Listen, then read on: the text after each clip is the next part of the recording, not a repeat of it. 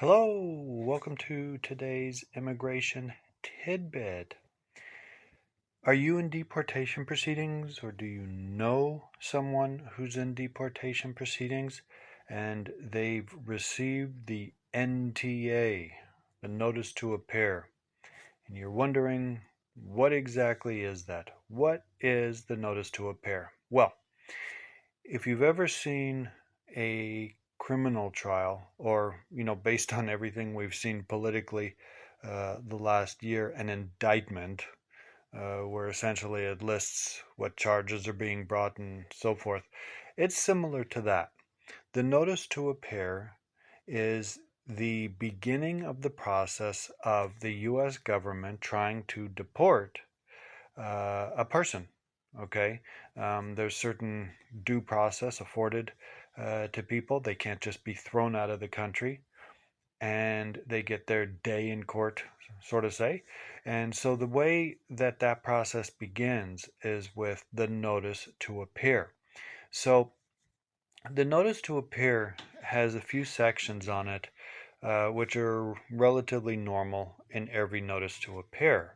The first, of course, would be essentially stating who you are and when you came into the country, how you came in, and essentially what your country of citizenship is.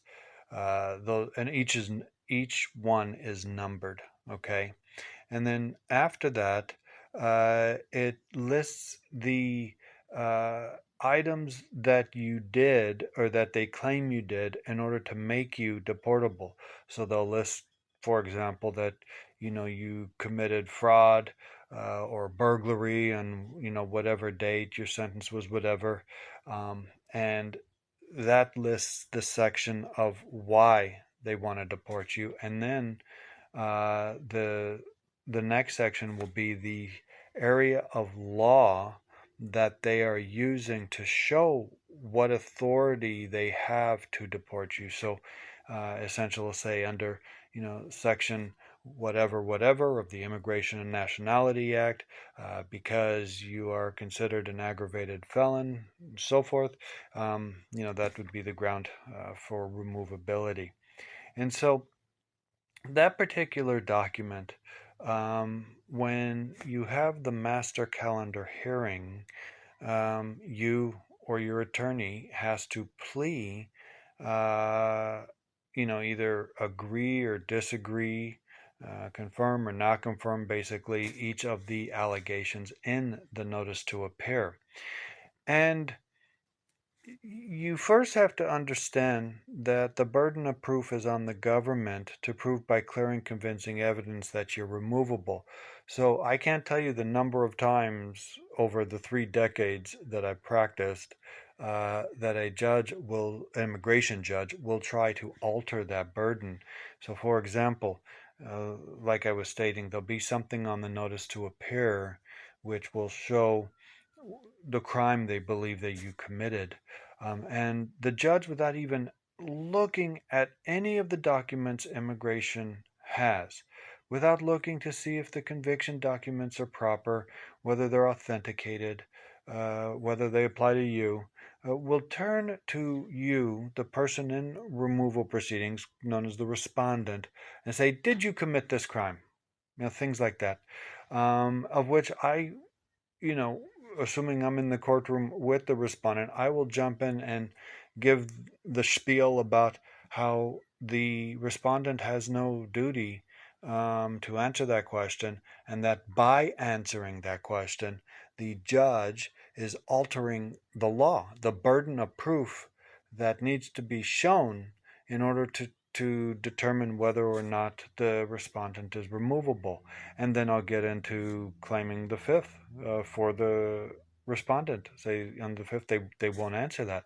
And then, of course, the judge comes back and says, this isn't a criminal proceeding, blah, blah, blah. And ultimately, uh, he or she cannot force the respondent to answer. And ultimately, the judge cannot change the burden per the NTA. So on the NTA, when the immigration has listed various crimes, it is their duty to bring conviction documents to prove that that's the case.